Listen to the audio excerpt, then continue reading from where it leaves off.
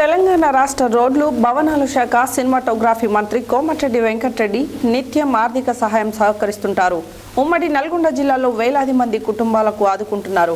తాజాగా సూర్యాపేట జిల్లా నకరేకల్ మండలం కేంద్రానికి చెందిన రిటైర్డ్ ఉద్యోగుల భవన నిర్మాణానికి 2,50,000 రూపాయలు తుంగతుర్తి మార్కెట్ కమిటీ చైర్మన్ తీగల గిరిధర్ రెడ్డి ద్వారా అందజేశారు. తెలంగాణ రాష్ట్ర రోడ్లు భవనాల శాఖ సినిమాటోగ్రఫీ మంత్రి కోమటిరెడ్డి వెంకటరెడ్డి నిత్యం ఆర్థిక సహాయం సహకరిస్తుంటారు. ఉమ్మడి నల్గొండ జిల్లాలో వేలాది మంది కుటుంబాలకు ఆదుకున్నారు.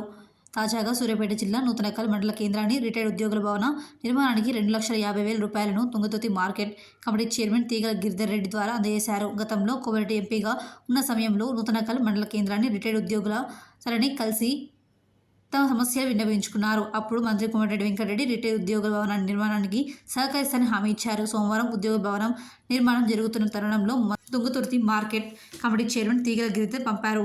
దాంతో ఆయన దగ్గర ఉండి మరి భవన స్లాబ్ వేపించారు.